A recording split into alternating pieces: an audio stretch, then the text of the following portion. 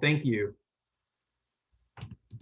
Okay, and Heather, you want to?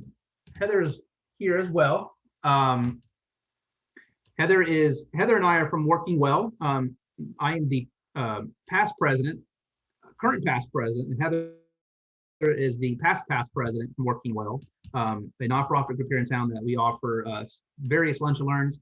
We have the CEO breakfast, which will be in June, and the Corporate Cup Challenge, which is in the fall. So Heather, do you want to introduce yourself or say hi? Hi, everybody. I'm glad to be here again. Welcome from Working Well.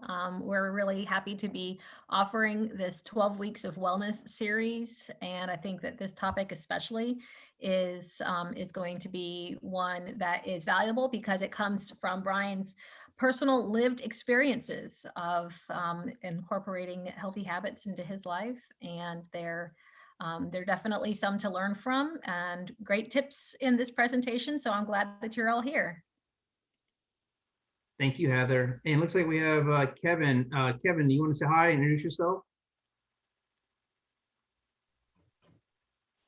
Hey guys, yep, just here to get some more healthy habits. Appreciate it. Good deal. Well, thank you for being here. And hopefully, guys, like I said, you get a chance to take it. If you can take one thing back home with you and learn from that, that's kind of my goal. And I'm gonna kind of jump right at it. I do have some slides to go through, and hopefully we'll be done here in about 45 minutes if you guys are good at that. If you have any questions, feel free to unmute yourself, stop me. It's a small crowd, so we can definitely have a good conversation if there's anything that you guys also want to add to that. So real quick, this is me. I lost almost 70 pounds over 10 years ago. At my heaviest, I was almost 240 pounds. Through that weight loss journey, I became a Weight Watcher leader here in Tallahassee. In fact, I was the only male leader in the Big Bend teaching Weight Watchers, and been a current lifetime member to that. So there's a picture of me before I lost all my weight.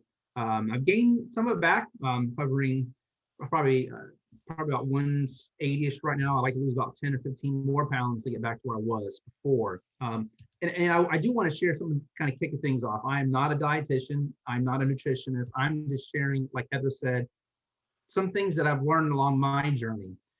Recently, I was the wellness coordinator for the city of Tallahassee for the last 5 years, revamping the health and wellness for almost 3,000 employees, police, fire, electric, underground, airport, everything the city offers. Now I have a different position in HR.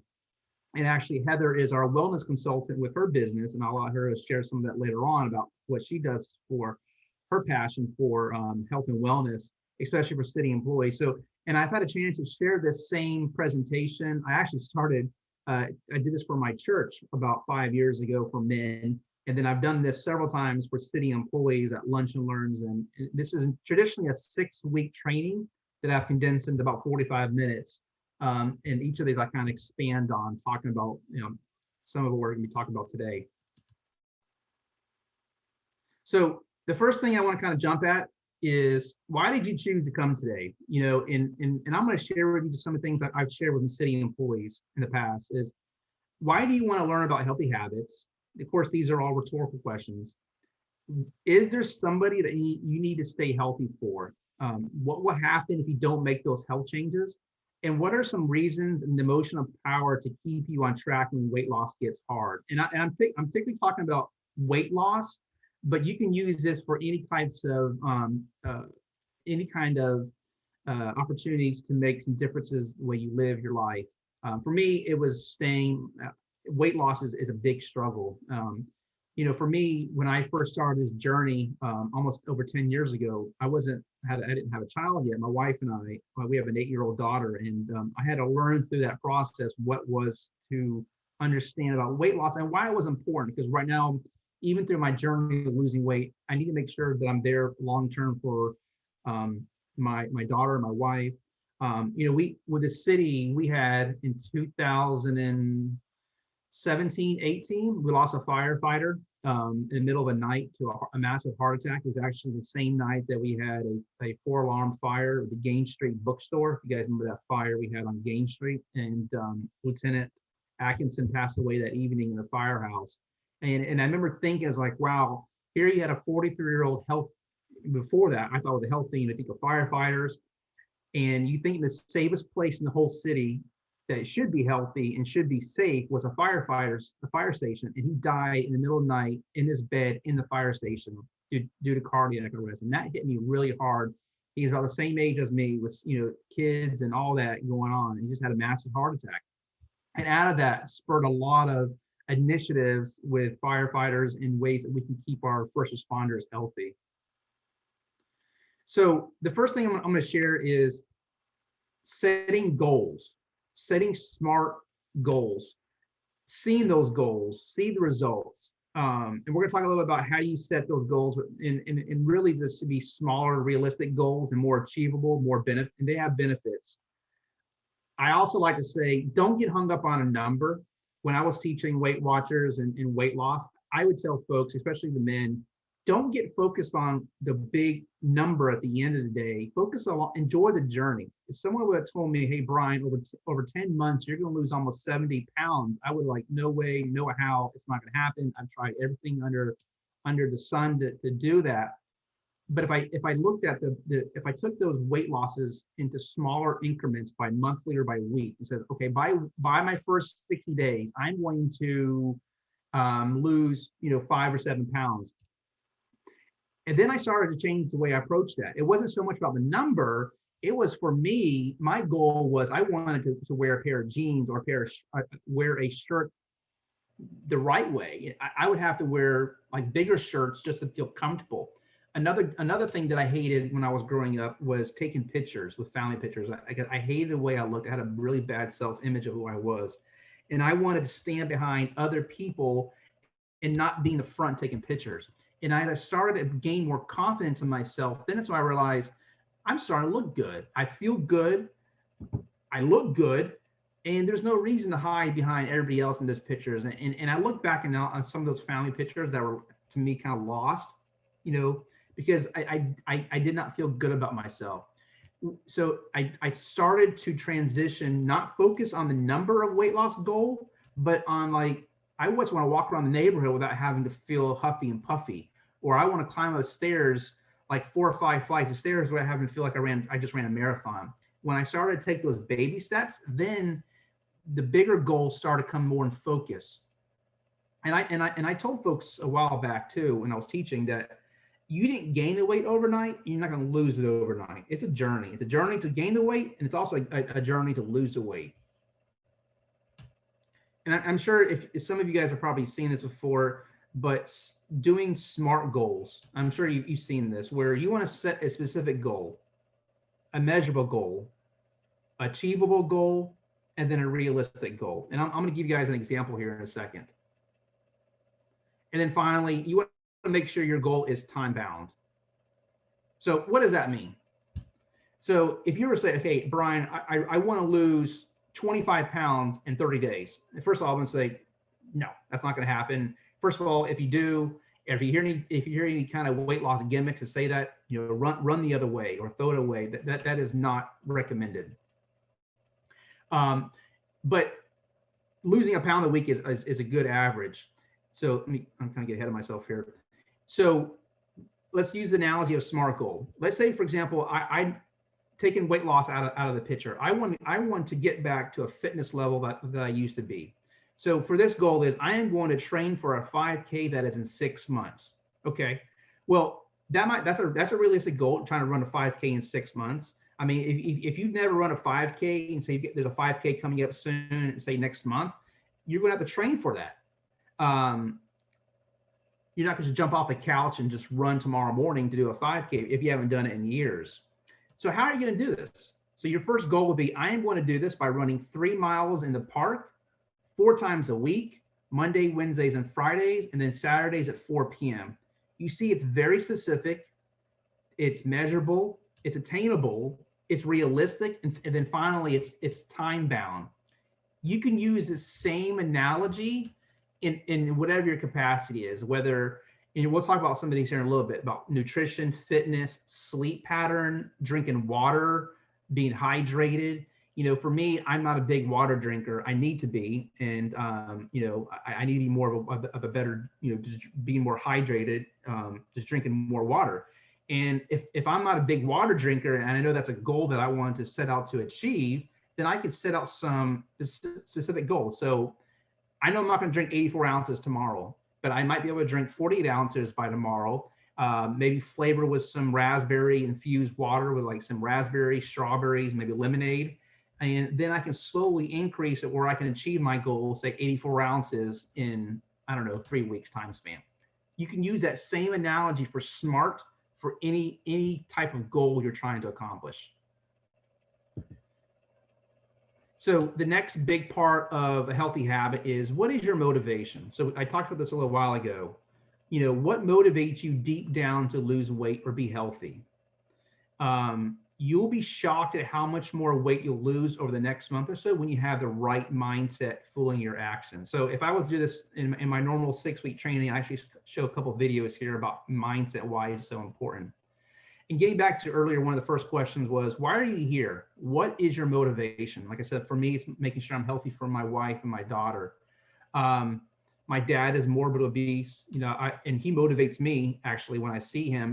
And I told my dad several times, Dad, people used to pay to hear me tell them how to lose weight, and I'm giving you free advice, but he just hasn't looked himself in the mirror yet.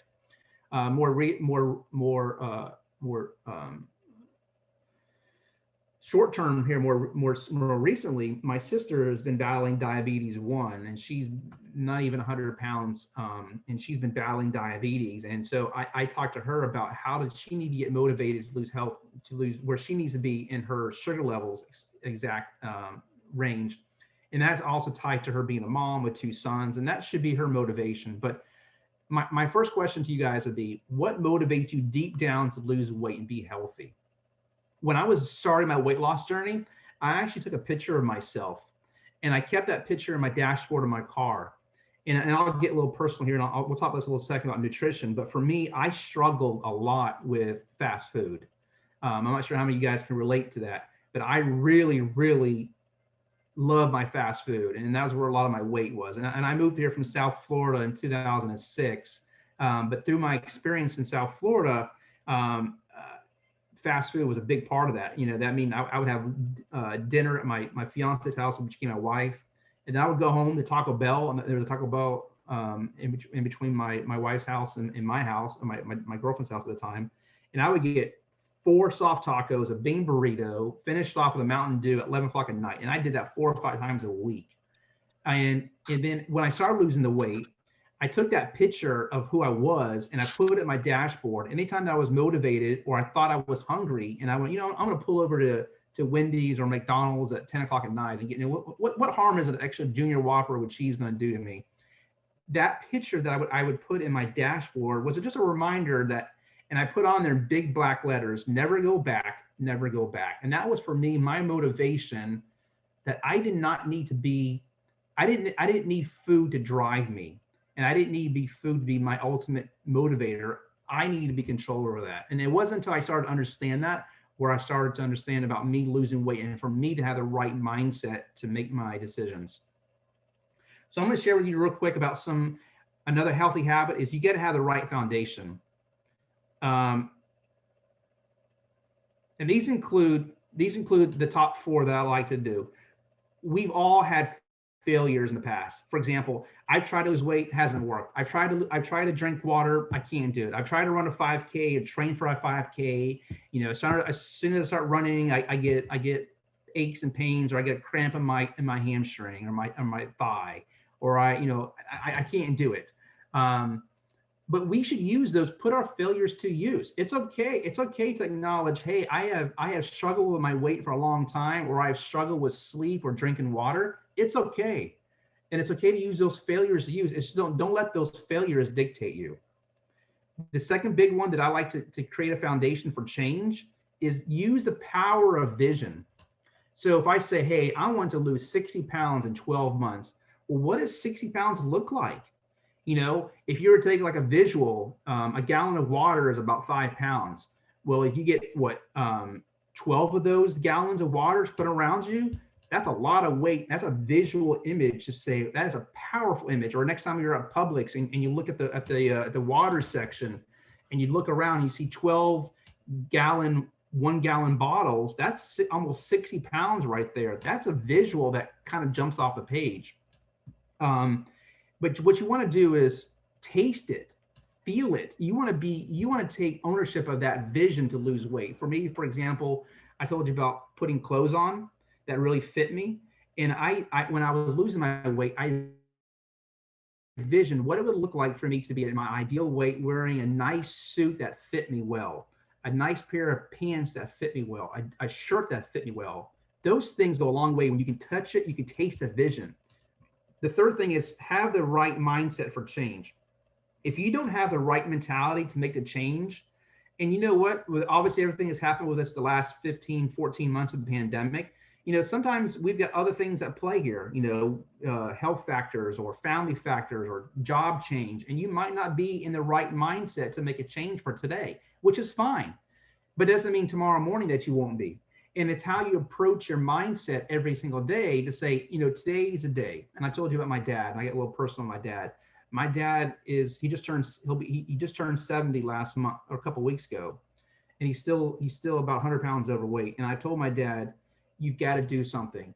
But until he looks himself in the mirror and says, today is a day that I am ready to make that change, either because maybe you get a bad report from a doctor, maybe your cholesterol was high, or maybe another report was high, and maybe that's going to trigger something to change. But you have to understand, what is that change? And is it a family member that's going to talk to you? Is it a grandchild that needs you, or your own child that needs you down the road for you to be healthy, to be around? Those are big mindsets to be able for change. The fourth one is sleep. And if you're not getting the proper sleep, and I mean like 6 to 8 hours a night, then really you can be the best, well-intended for losing weight with counting calories or fitness and all that. But if you're not getting sleep and if you're out of balance there, all that work will go for naught. Does anybody have any questions so far? Looks like we got a couple people who have joined us since we started. Hopefully you guys will start to see, and like I said, maybe take one of these healthy habits and use for your personal journey. Does anybody have anything does anything that I've said so far has resonated with you?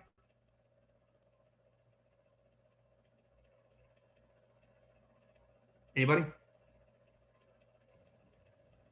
Hey, Brian, this is Kevin. Yeah, real quick. I think to paraphrase, once you start seeing results and you feel better, that's more as motivation. That's all you need. So that's pretty powerful. It is, yeah, and that's a great point, Kevin. Especially like I mentioned earlier about like taking pictures. I used to hate taking a picture of myself, but as I started to lose the weight, I used to take more pictures, and that picture that I kept in my dashboard, like the way I used to look, I constantly updated that picture because I wanted to feel better about myself. I didn't want to feel bad about myself how I was 6 months ago, but I wanted to acknowledge this is who I am today, and I started to do more of that. I want to talk more about the power of vision. When you start to interject joy, passion, the heart to visualizing, it lights a fire in your soul. Use all your senses, right?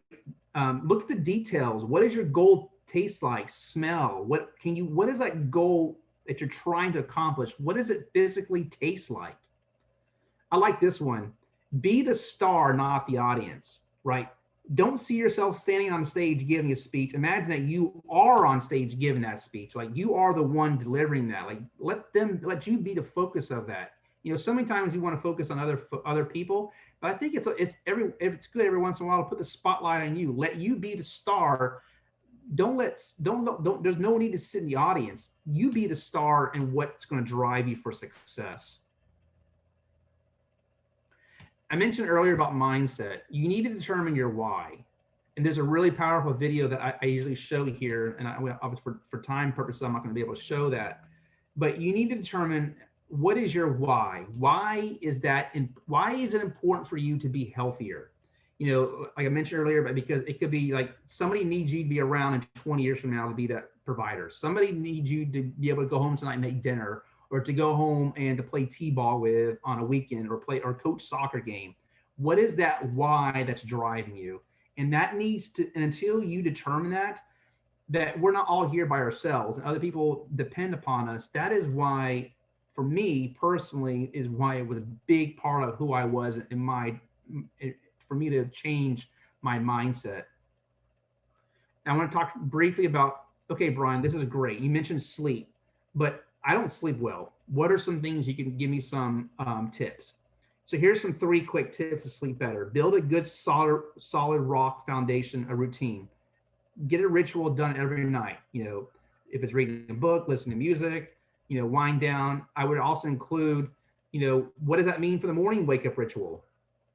Watch what you drink at night, especially, men as you get older, obviously with our issues with our prostate and stuff like that. But, obviously water and fluids is good, but if you have a problem waking in the night to go use a restroom, well, maybe about 9 o'clock at night, if you know you're going to go to bed by 10:30, then don't hydrate yourself with that. But here's a big thing. Here is that last sentence: rehydrate immediately upon waking up. And I don't know how many of you guys do this, but if you were to drink 8 ounces of water before you have your first cup of caffeine or coffee in the morning, there's a lot of science behind this too. But you think about it, your body is still working overnight. You're sleeping, right? But your heart's working, your lungs are working, your circulatory system's working with blood circulating all the organs. It's still working, and it's got to be replenished in the morning because you're at rest, but your body's still working. And even though, and you're also losing calories at night, so it's best if you can rehydrate yourself first thing in the morning. Then that sense of renewal of energy, it's amazing how it comes back. Create your perfect sleep environment. This includes everything from room temperature and avoid lights. These are some easy tips to get a really good foundation for sleep. That's 6 to 8 hours that our body is craving. And there's usually a lot more I add into this, especially about some of the hormones that are released, especially the cortisol and the insulin that's released as well at nighttime, that helps you, like we talked before, breaking down some of those and keep you energized through the night, even though you're sleeping. The next thing I want to kind of share with you guys quickly is about hunger versus cravings. This is something that I struggle with. And if I was to ask you guys, raise your hand, how many of you guys struggle with this? Am I really hungry, or am I just craving something? So am I really hungry? Everybody has a food craving at times. The first step is to manage your cravings, is to identify when you really are hungry. And when you can learn how to recognize the difference between craving and a hunger, it can go a long way. So for example, cravings.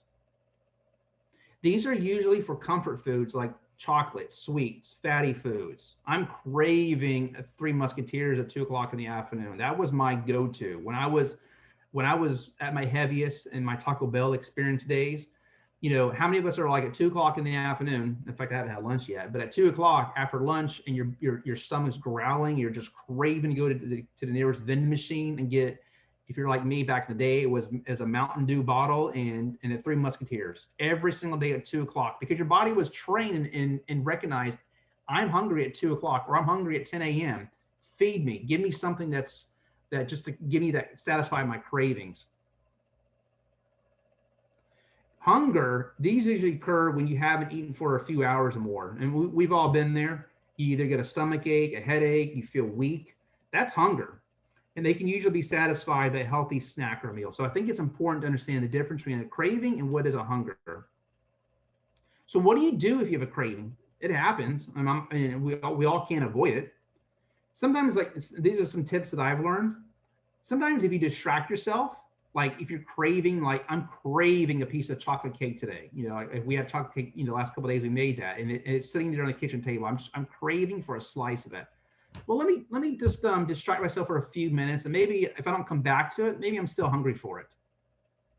Maybe you have to remove yourself entirely from the environment, right? Maybe we need to remove ourselves from that environment, because we know if my office is next to a vending machine and I'm craving a Three Musketeers, well, maybe I need to ask my boss, can you please move me to a different location? Because I'm craving that food so bad, and it's just overpowering me. Maybe you just need to remove yourself completely from that environment. Come back in 10 minutes. If you're really craving something, and if you're still after 10 minutes craving that, then then maybe it's a hunger and go for it. But usually within 10 minutes, you won't be having that same type of craving. So how do you hunger if you're trying to lose weight? First thing is first, getting a good breakfast, having a strong breakfast in the morning. And I'm not sure how many guys have a good habit of getting out to a good breakfast. But so many times I heard people when they're trying to lose weight was, oh, I'm going to save my calories for lunch or for dinner. And I would say that's not the best approach. I would say, in fact, use a good part of your calories, not bad calories, but good calorie intake with a good solid breakfast in the morning. We've already talked about hydration, why that's important. That's just, you can't mince words about that. Another thing that and Heather, feel free to jump in here. I know you got definitely background more than I in this area, but eating protein every 4 hours. I can't talk enough about how, if you were just to do small increments of protein every 4 hours, like for example, nuts, instead of that 10 o'clock or 2 o'clock craving for a Three Musketeers or something else, just replace it with like a protein option. They act as an appetite suppressant to help control hunger pains. Watch your sugar intake. So many times there's so many hidden sugars, whether it be in, even like I'm gonna eat a good bowl of fruit. Well, there's a lot of fructose that have, when they get broken down, is sugar on the outside of that, right? And so we didn't realize there's literally sugar in so many things. If you don't look at the ingredients, that they're just hidden. Watch your sugar intake. And a lot of that is, don't eat simple foods alone. Ensure that they're mixed with a meal to help control your hunger. Just don't eat like, like I said, there's all kinds of examples of the sugar with that. I said, Heather, I look like you're back on screen. Did you want to add anything in this area? Well, since you had mentioned, protein, and then I'm glad to see your fourth bullet of mixing your foods. One thing that can really help with hunger is to make sure that every time you eat, you have a protein, a fat, and a carbohydrate. And, fat can, sounds like, well, we're not supposed to eat too much fat. By fat, I mean something that's a plant-based fat, like avocado or olives or nuts, or something like that. Peanut butter is a great example of that. And many times those types of fat also have some protein. So having like an apple with peanut butter or nuts is a great snack because it's going to include the carbohydrate and the fiber of the fruit, along with the protein and the fat of the nuts. And being able to have something like that every few hours will definitely help to keep you full while keeping the calories low enough for weight loss. Yeah, and that's a great reminder, Heather, especially about having all three of those kind of in unison together to kind of watch what you're to especially handle those hunger needs you've got. The fifth thing I'll talk about in number 5 is exercise regularly. We'll talk about here in a second, a little more information about that. Snack strategically, mentioned about having those micro meals in the middle of the day, but there's a process to having that, and to be more specific about having those snacks throughout the day and being, mindful about what you're eating. Eat slowly. I'm going to talk about this in a second. Mindful eating. This is a huge, huge, huge opportunity here. Here's a little trick that I've done in the past: chew gum. I always have gum in my car, and I told you about my just craving like fast food. This is one of my little sneaky, tricky habits that I keep. I keep some sticks of gum in my car, so sometimes it satisfies that immediate need rather than pulling over to the side of the road and getting a fatty food.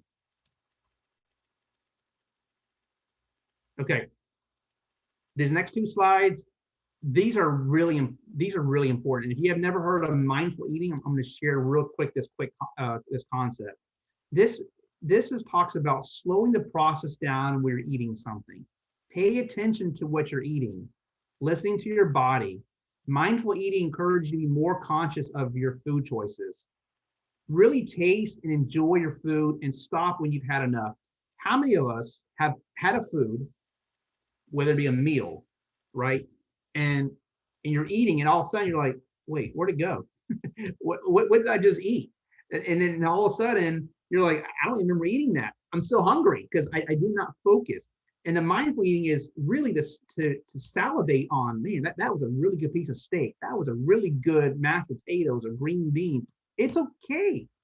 But what happens is like Thanksgiving, like you're eating, you're social, your family, your friends, and you're like, wait a minute, I'm still hungry because I don't remember eating that turkey with gravy and mashed potatoes and green bean casserole. So my body's telling me I'm still hungry because I didn't enjoy it the first time around. I didn't take the time to be mindful in the moment right there and then.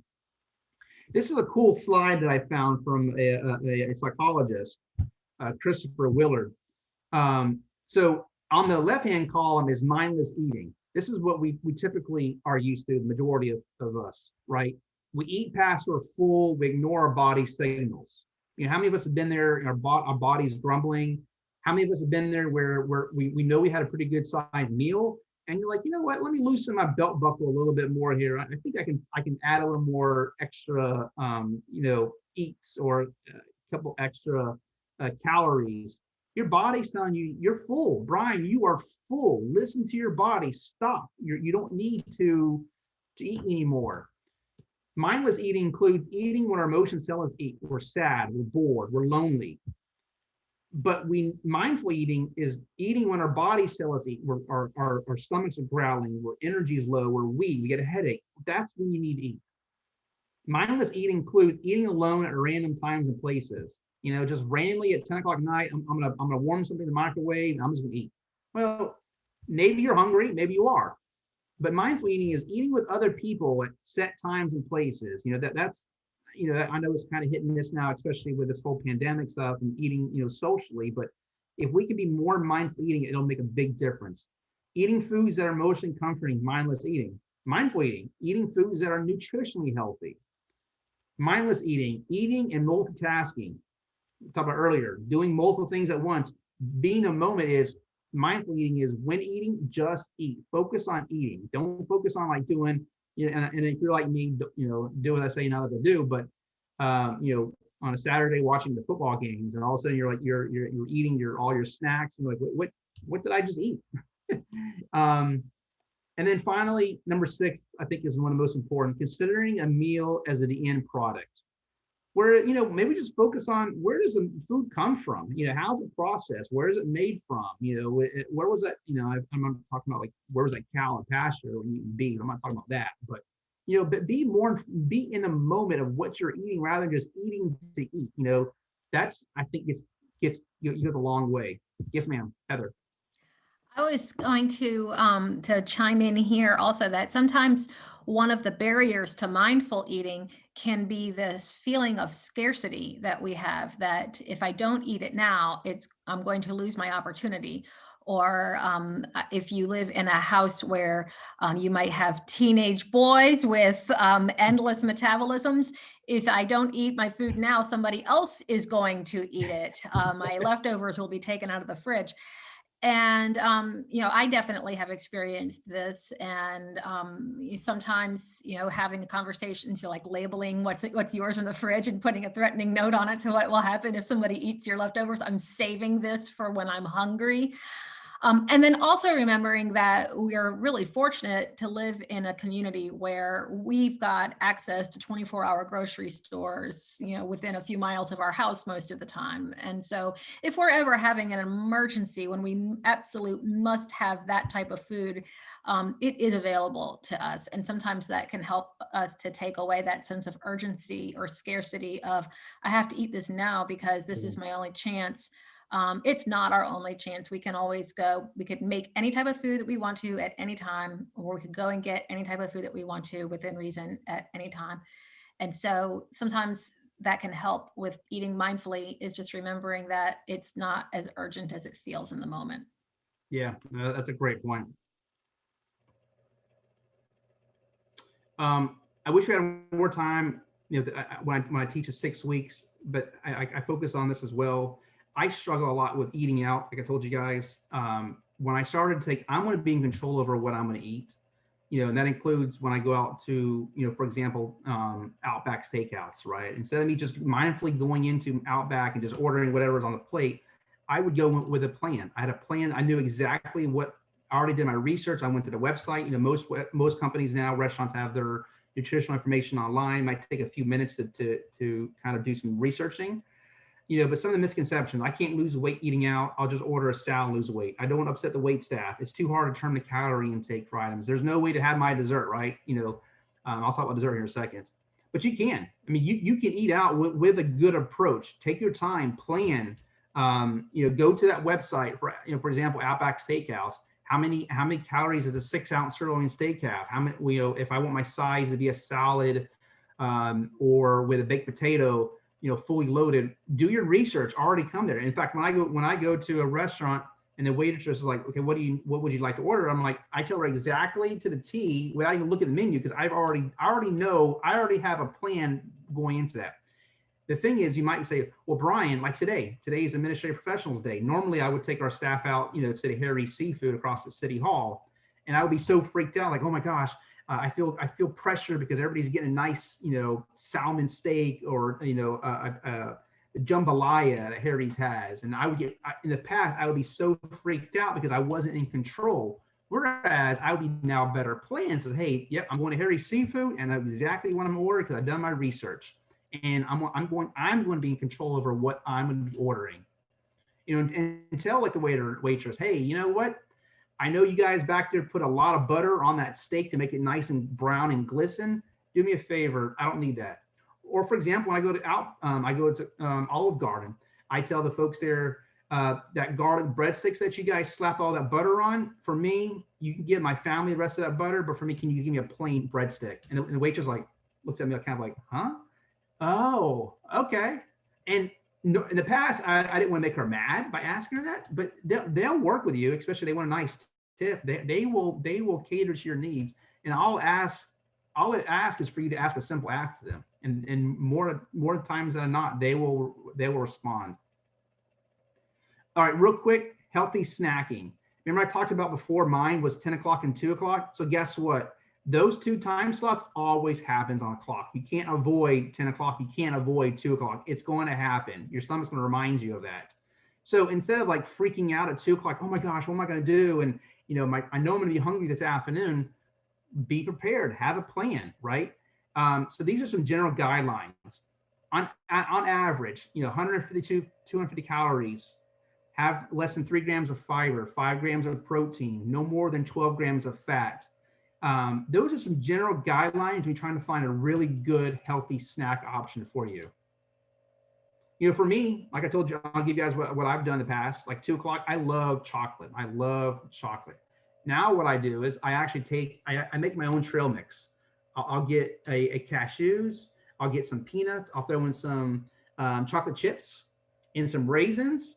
I might even have a couple of M&Ms if my daughter allows me to take some in from her. And I'll throw them in there. That's my own trail mix. I'm now in control over it. I'm saving money. I'm not having to go to the vending machine. I'm now in control over my 2 o'clock experience on the clock that's happening to me. It gets back to mindful snacking too. Be more mindful of how you're going to snack. I'm going to share with you guys real quick some options for some meals. So like breakfast, right? So a lot of us start with an egg, uncooked egg whites, maybe a liquid egg substitute. That's great. Now, if you want to make it really, really, remember I told you earlier how a good start to the day is a good breakfast. Throw in some, low-fat cheddar cheese or maybe some goat cheese. Throw in some of your favorite Canadian bacon, maybe some smoked salmon. Throw in some spinach or some onions. Saute with some oil. Now you're taking a basic scrambled egg and adding a little more pizzazz to it, and finish it off with some flavor with tomatoes, scallions, your fresh herbs. Maybe throw in some fat-free salsa. Now you took a traditional scrambled egg and now you made it more substantial to last through the day. Just a simple omelet egg breakfast if you haven't already, got something in consideration. This is one of my go-tos. My mouse is going too fast. I love making this. This is actually a Weight Watcher recipe that I found, but that's actually a meal I made a couple weeks ago. Chicken tostado with chopped tomato salad. So that's my favorite black beans. I got some fat-free sour cream. There's my tortilla, and you'll see the chicken breast, and throw in some tomatoes, some parsley, and some lettuce mixed in with some olive oil, and bam, that was right there, less than 350 calories, that whole plate right there. Easy, simple, and I actually enjoy making this. You know, in the past, it was like, I used to dread making, a meal in the kitchen. Now I took ownership of this. Here's another one. How many of us are big, like soup, right? Start with like a reduced chicken broth or a vegetable broth. Then you can add in your favorite meats or like a pasta, like a protein, like macaroni. And some of this might be some starches, but some of it in obviously moderation. Some black beans, some chicken breast, some shrimp, maybe some peppers and onions. And then finish it off with your favorite flavor. Flavor it with some hot sauce, fresh herbs, dried seasoning, chopped scallions. You took a tradition. You made your own soup. You're in control over what you're making. Same thing you'll probably get in some kind of canned item you'll get at Publix or Winn-Dixie, but now you're in control. Something like this, less than 250 calories. And I can't forget my favorite part of the day, dessert. If I had more time, I have like 4 more slides on dessert. But these are ones I enjoy making. Chocolate cake in a mug. I'm not sure how many of y'all have done this. This is 150 calories with just some cocoa powder, some milk. Very simple to make. Here's another one that I love to make, chocolate marshmallow bark. I mean, you can Google any of these. They're real simple to make. Both of these are less than 150 calories. Terrence, did you have a question? Or are you just getting excited for lunch? So I'm just kind of wet. I'm seriously just, no play on words here, but I'm literally whetting your appetite to get more how you can approach your breakfast, your snacks, take control over that. Like I told you earlier, one of the things before losing weight, I used to hate the kitchen. But one of the things I love baking now. In fact, my wife, my daughter, we love baking at night. And my wife, her birthday this year, all she wanted was all kind of new baking items. And all right, great. I'll benefit from as well as you will. I'm gonna give you guys some real quick tips on fitness, right? Fitness is a big deal. So we talked about nutrition, we talked about sleeping, having the right mentality, but how many of us are like, I know I need to be more in tune with my fitness habits. And I'm not gonna even bring on Heather because she'll blow me out of the water because she's really into this part. And she's I need to probably learn from her more. No, seriously, Heather, you want to add anything, please do. But how many of us are like, I do not want to, I'm good. Let me just watch my calories. Let me sleep better. That's half the battle. The other half is you've got to get moving. If you're physically able to, moving goes a long way. Start small. Like I'll use the analogy earlier. If you haven't ran a 5K in years since your cross country days in high school, don't do a 5K tomorrow. Start small. Select something you enjoy. I hate running, Heather. I hate to run. But for me, I love playing tennis. I went and played tennis last night, or I like to walk. I'll run. I'm not running. I'm not a long-term run guy. But you got to find something that you enjoy. If it's planting garden, or if it's doing yard work or playing tennis or whatever it is, but find the best exercise that's going to work for you is the one that's going to work, that you're going to enjoy. Forgive yourself. This is okay. It's okay to forgive yourself if you miss a workout day. It's okay. Don't beat yourself up. Remember, it gets back to earlier slide we showed. It's okay if you miss a workout. Just like eating out, plan your week out, right? Monday, Wednesday, Friday, I'm going to do this or that. Tuesday, Thursday, and Sunday, I'm going to do this or that. Have a plan. Good exercise habits happen because we make them happen, right? A habit is only going to happen because you have the right fortitude to make it happen. All right, so I lied. There wasn't 7 tips. There's only 4 tips. So let's say, hey, Brian, I am not a fitness guy, but you might want to say, hey, you know what? Maybe I will just get out walking, and it might be. And I struggled with this before I bought my wearable device, but I bought my new. It's on charge right now. But I bought my new Fitbit a couple years ago, my Iconic, and it has done wonders for me to track my progress. Do you want to add anything, Heather? Oh, I was just going to say, I think that on the last screen, your second tip was the most important. Choose something that you really like, and just don't worry about whether, there's so many articles that go around and things that people post online about what's the best workout to burn fat, or, the thing that everybody's doing to, gain muscle fast. And, those types of fads come and go. When you get into really reading what all of those things say, they all say the same thing.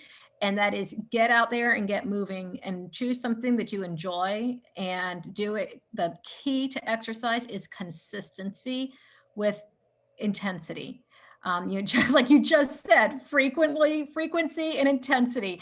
If you get out there, your body rewards you for consistency. And then as soon as you start noticing that you're not feeling it anymore, bump it up. You're ready for more. Yeah, and that's a great segue into this, Heather. Especially the fact is, like for walking, for example, there's an analogy of fit, the frequency, the intensity, and the tenacity. For example, I want to be able to walk 12,000 steps in a day. Okay, well, if you haven't walked 12,000 steps in a long time, start small. My frequency, I'm going to increase my frequency. Maybe I want to start by doing 500 steps the first couple of minutes, 6 times a day. I'm going to add up to that, to eventually where I'm doing 3,000 steps in 30 minutes each day. And then tenacity, it eventually get to my goal of 10,000 steps a day. If those targets seem daunting, just start slow and build over time. That's the analogy there.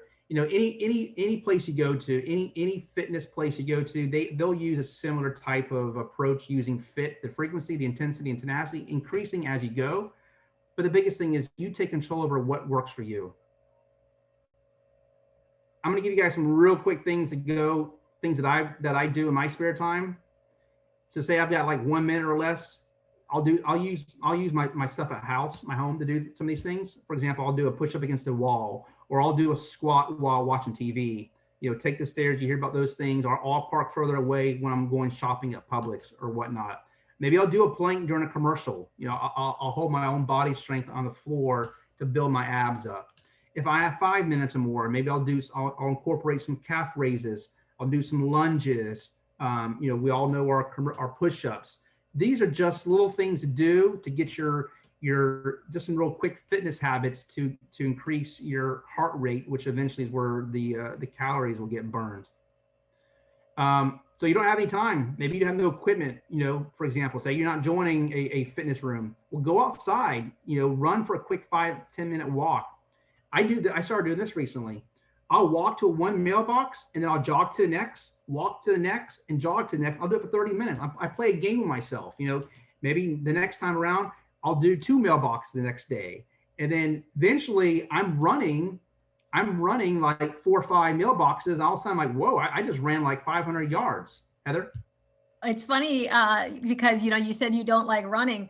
And I know that a lot of times people, talk about, I'm a runner, I run a lot. But I started running mailbox to mailbox. I started, with just, I'm going to get to the next mailbox, and then I would walk until I felt like I could run again. I'm going to go to the next mailbox. And I love hearing stories from people who tell me about how they started with something like that.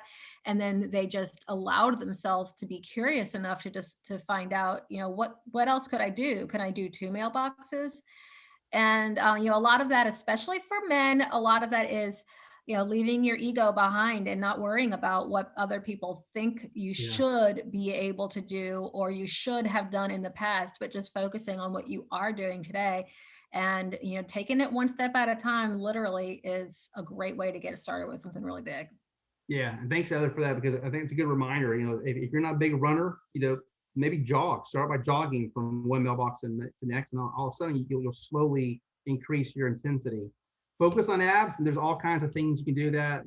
Some crunches, or just hold your stomach while watching a commercial. Those are all good things. I like to use like a 5-pound dumbbell, or using the bag of sugar or a gallon of water. You can use that for crunches, or take like a gallon of water and do like a crunch stance, and take that dumbbell or that ball, that 5-pound bag of sugar or water, and just go from side to side and tighten your abs while you're doing that. Do it over the course of time, and you might have an 8-pack down the road. Here's something real quick too. This is a good one that I like to do. Spell your name. And you can Google any of these. You know, for example, I'm Brian, so maybe my workout today is I'm gonna do 50 jumping jacks, and then I'm gonna do 20 band deadlifts after that, and then I'll finish up with 10 squat jumps. You know, the intent is have fun if you're gonna do some kind of fitness. If you haven't incorporated any of these before, and then you can add on like burpees and other things to really increase your intensity. Heather? Since the weather right now is great outside for exercise, but when it starts to get hot, if you're not quite ready to be working out in a gym, you know, there are some really great fitness subscriptions. The one gift of COVID was how many gyms started putting fitness classes online. Beachbody and Les Mills are two of my favorites. They have subscriptions that are pretty cheap, like $10 a month, for have unlimited on-demand workouts that you can do at home. So, you know, if you like to do Insanity, or you like to do P90X, or you like to do any of the newer ones, or, you know, any of the Les Mills, those are really great go-to workouts that you can do at home in the air conditioning, easy in the morning or after work, whenever you want. Yeah, that's a great point, Heather. Especially, you know, a lot of these companies had to readapt themselves over the last 12 months just so they can stay alive financially. And so they've had to realize, hey, you know, you can have some workouts from California, you know, here in Florida. I mean, it's really cool how to say these companies have adapted. And the final last couple of slides here, rest. We've already talked about the three main factors that contribute to your success of your quest for health include exercise, nutrition, and rest. So we've talked about those three in detail. And finally, the biggest thing, especially during this pandemic, I can't stress this enough, is keep your mind active, being more mentally aware. You know, mental health is a big deal. We hear about in the news, especially with our first responders and folks like that. This is a big deal. And just like proper exercise, we need to keep our mind sharp and active. You know, keep your mind, active as well as we do for our bodies. Our brains are composed of different areas and functions that we can strengthen them through mental exercise.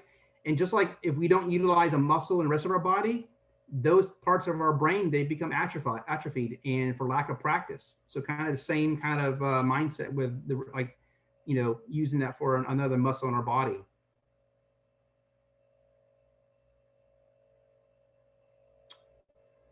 So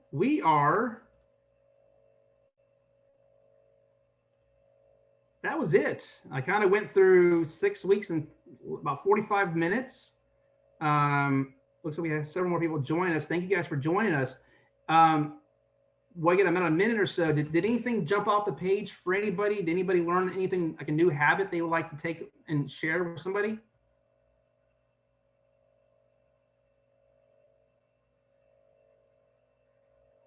Anybody?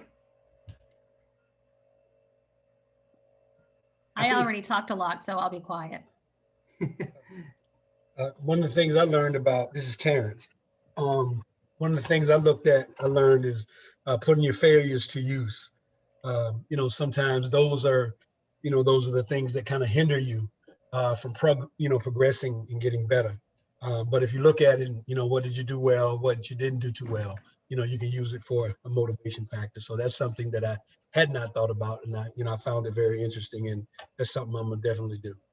Yeah, thank you, Terrence. Yeah, because I mean, we all have failed, right? And but the thing is, you can't let that dictate who you are. Just pick yourself up again and just dust yourself off and get back on the horse and just ride it next day. All right. Anybody else before we say bye and thank you guys? If anybody wants to share this presentation with somebody, it has been recorded and it'll be available online. Working Well will send out, put out a message on Facebook, or it might be go in an email to where you can find the link. So if you've thought of anybody during this presentation that you think you'd like to share it with, it'll be available. Yeah, and thank you for that, Heather. And I appreciate Heather you joining us. And thank you guys for all joining us. Especially, this is a big deal for us. In like the city of Tallahassee, we really value this health and wellness for our employees. In the month of June, we're coming up in a few weeks. That is Men's Health Month, and so that's a big deal for us. I know it's a big deal for you guys as well. So, but I appreciate this opportunity to share just a little bit about what's worked for me, what hasn't worked. It's still a journey for me. It'll still be a journey for me as I continue through this thing called life, as we're all on. And some days it's easier than others, but I do appreciate you. I will end with this by saying, if you want a piece of chocolate cake, enjoy the cake. And it's fun to enjoy it. It's fun to enjoy while you're in it, but it's also important to understand, all the things that go with it: nutrition, fitness, and sleep, and all, and the rest. So, but with that said, thank you for joining us. Thank you. Thanks, Thank you, Brian. guys. Thank you. Bye. Goodbye. Bye. Thank you.